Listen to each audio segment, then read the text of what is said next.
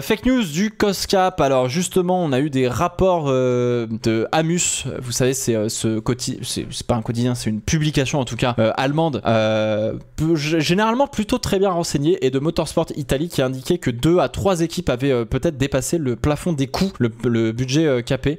Du coup, il y a un journaliste qui quand même fait son travail correctement, Craig Slater de Sky Sports, qui a dit bah moi je vais aller contacter la FIA directement à ce sujet. Il a dit donc j'ai contacté la FIA à ce sujet, ils sont assez catégoriques dans leurs réponses, et au départ je n'ai fait référence qu'au rapport italien parce que le rapport allemand est sorti un peu plus tard. Ils m'ont dit que les rapports étaient faux. Donc pour l'instant, a priori, personne n'a dépassé le budget plafonné, tant mieux, j'ai envie de vous dire.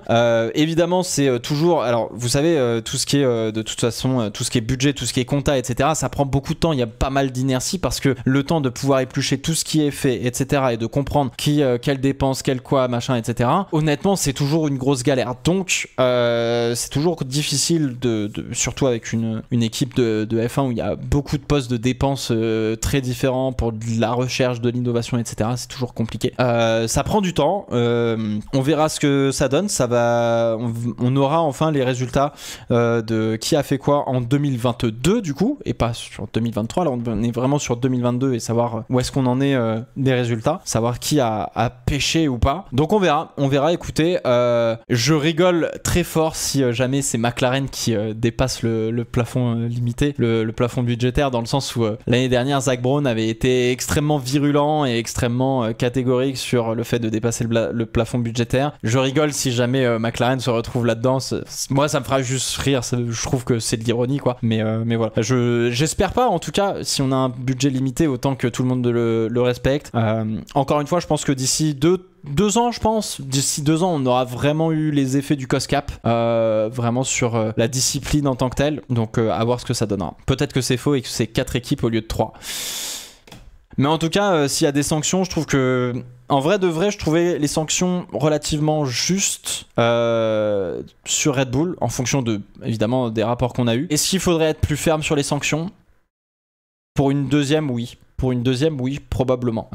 Après, je trouve que les sanctions étaient assez justes sur Red Bull. Est-ce qu'elles ont eu les effets escomptés? Probablement. Mais est-ce que aussi le contexte faisait que Red Bull, par exemple, je reviens là-dessus avant d'aller sur la réac de la FP1, Red Bull a eu tellement d'avance en 2022 qu'en fait, finalement, ils ont peut-être moins besoin de développer 2023, de se concentrer sur 2024, et finalement, ils ont tellement d'avance que, si tu veux, la règle de leur donner moins de temps de soufflerie encore que ce qu'ils avaient, ça les a moins touchés parce qu'ils avaient déjà une très bonne voiture.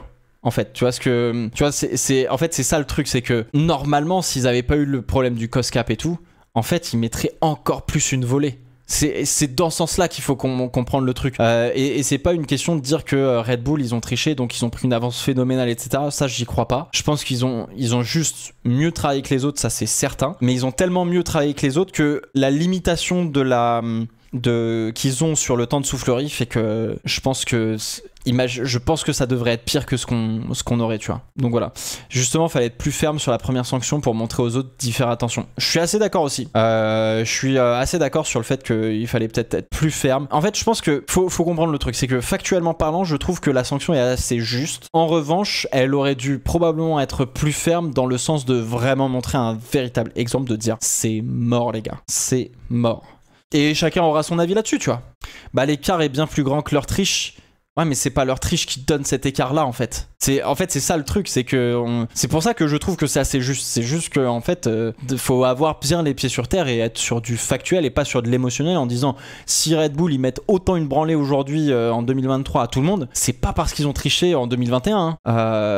C'est pas du tout ça. Ils ont juste mieux développé que tout le monde, mais je trouve qu'on a limité en fonction de leur infraction, et je trouve que c'est juste. Effectivement, c'est exactement le terme. C'est juste, mais c'est pas exemplaire. Et là-dessus, je pense qu'on est d'accord. La sanction, elle est juste, mais est-ce qu'elle aurait dû être beaucoup plus exemplaire? Probablement. Donc voilà. Mais oui, effectivement, si on part sur de la menace d'expulsion du championnat, ce genre de choses, ça peut être